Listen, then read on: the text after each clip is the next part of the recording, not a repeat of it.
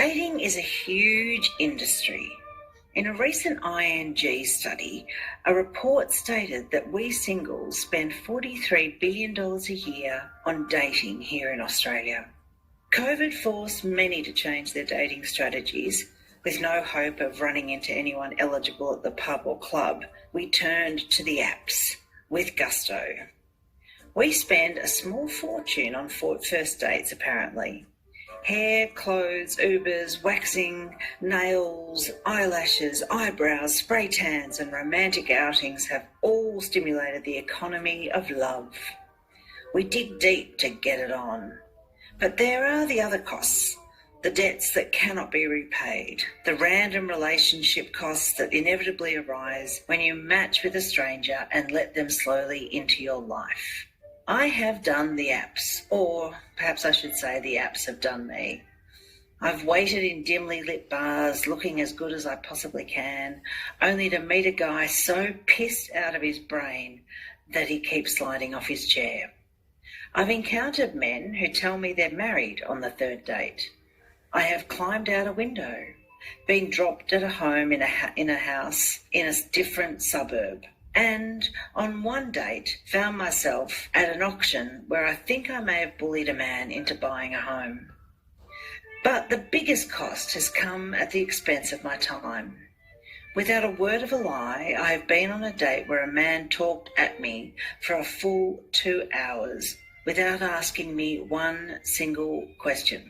By the time we parted ways, I knew he'd had a broken arm as a child, 2 sisters, Marie and Bernadette, a father with diabetes and a mum with dementia. He had 3 adult kids, only one of whom still spoke to him, and he'd moved from being a mortgage broker to working in data security. I had blocked his number by the time we split the bill.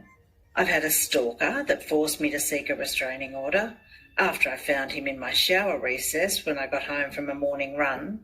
It was 6 a.m. on a Wednesday morning. I've dated a guy who asked me to pick up the bill from an expensive restaurant he'd chosen and then asked to keep the receipt. As a chef, he was able to claim that meal on his taxes. It's not for wimps, this dating game. Tonight, I head once more into the fray. Yep, I'm going on a date for the first time in 18 months. Go forth in hope that true love awaits. Chase that oxytocin bonding hormone, the only hormone that can reduce cortisol in the body. Be brave, be safe, and remember that even if the date doesn't work out, it could lead to a new friendship or a great story. This is Muller with George McEnroe on Disrupt Radio. Ah, love. Ain't it grand? Ain't it grand? It does get tricky as life progresses, but we have someone to talk to today who can tell us about how dating the wrong person can manifest the right person.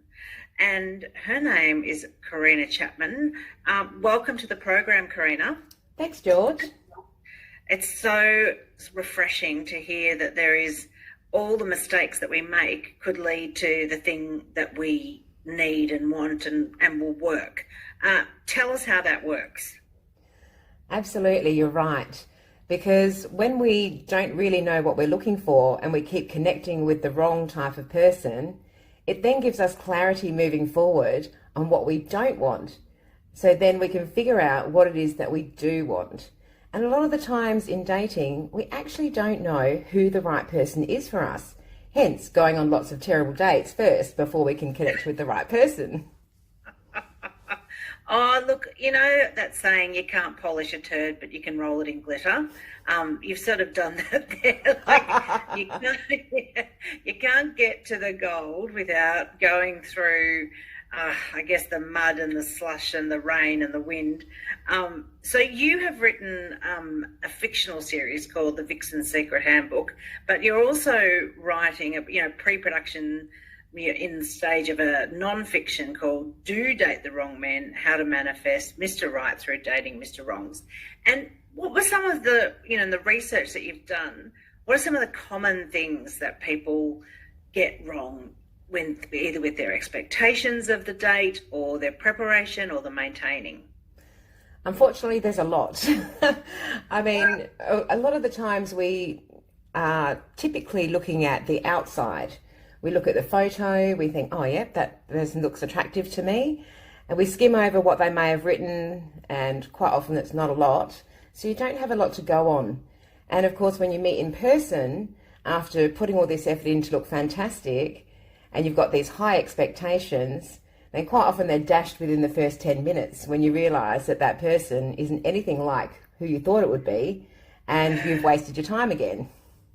Yeah, and look, is it different, like, for men and women? Like, can you sit out the 10 minutes and then nick off, or should you leave? Like, I have left dates very early, just because I thought I'm only alive for a certain amount of time and I cannot afford to waste one more minute with this person.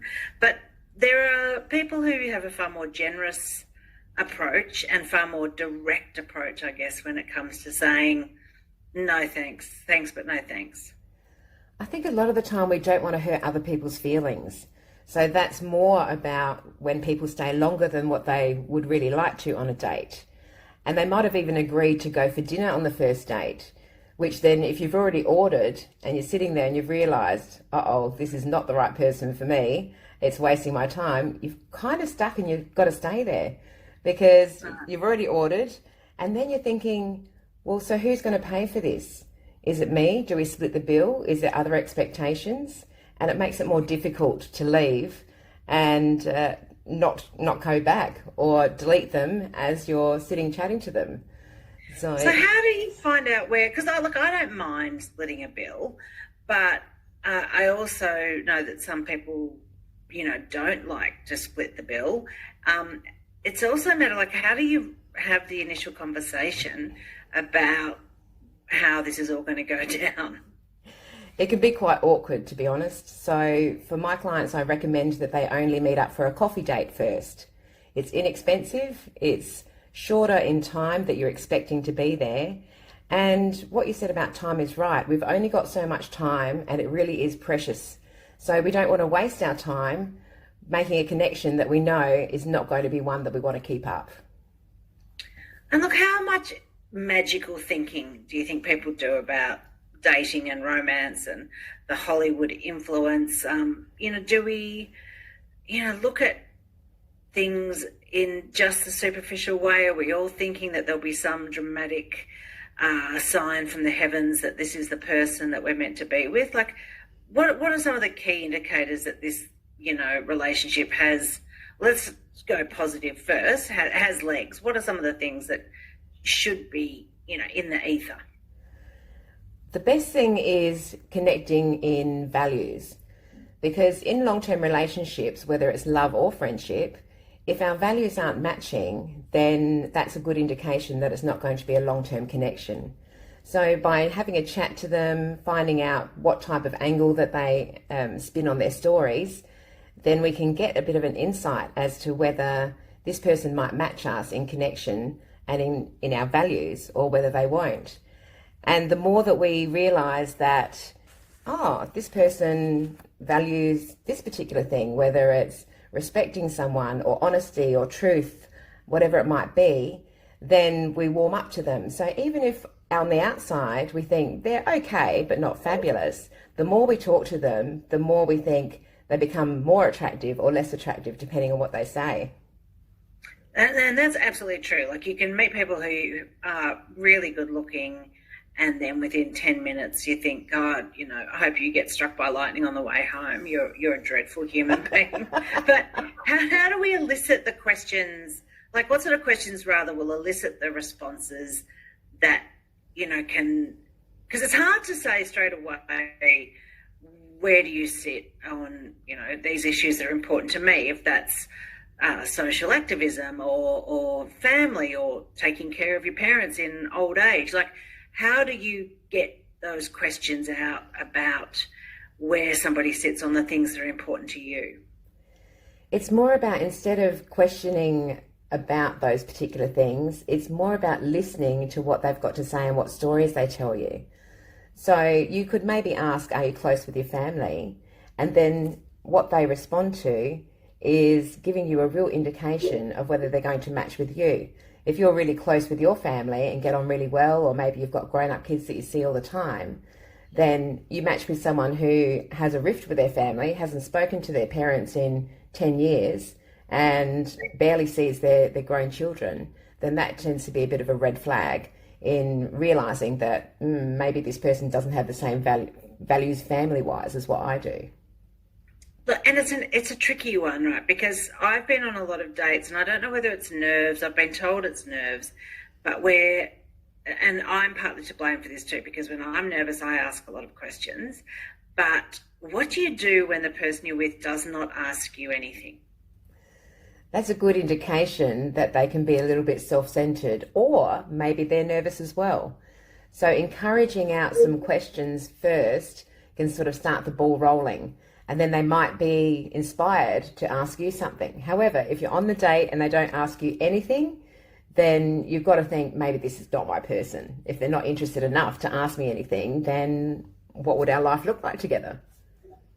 Yeah, I mean, that does happen a lot. And I do see, a lot of blokes that I've gone out with who are trying to sort of give you their CV almost, like, this is what I've done, this is why I'm a good catch, and I know they're doing a bit of an anxious flex, bit like, in a 5-year-old comes over for a sleepover and they want to show you all their toys, all in the first 10 minutes, and it's like, oh, okay, but you've got to don't just take me from room to room to room showing me all your cool stuff. Like, at some point you've got to let the other person, ask them what they like. Exactly right. And communication is key in relationships. So if they're not able to communicate at all in the first date, then it's not looking good for a future together. Yeah, and I think some people think that communicating is just telling you stuff, not asking and then listening and then responding to what you've said. I think sometimes you get that too, where people will ask a question, but then they just let you answer, but you can tell they've kind of checked out and they're onto their next question without actually responding to what has been said. I mean, it is a tricky thing, and I think maybe after COVID, people were a bit bumpy.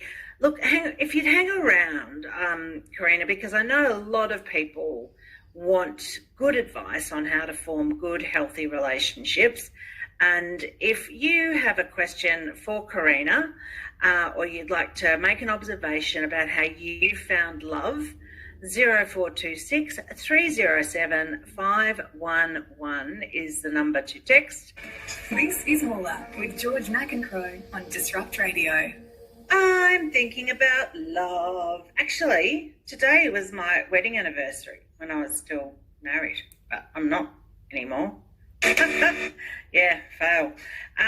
Anyway, September 14th. It's a very common wedding anniversary amongst teachers because it's often the first Saturday of the school holidays. Anyway, that's a bit of trivia that's quite beside the point. We have someone here who has delved into and come to a deep understanding on how to find love.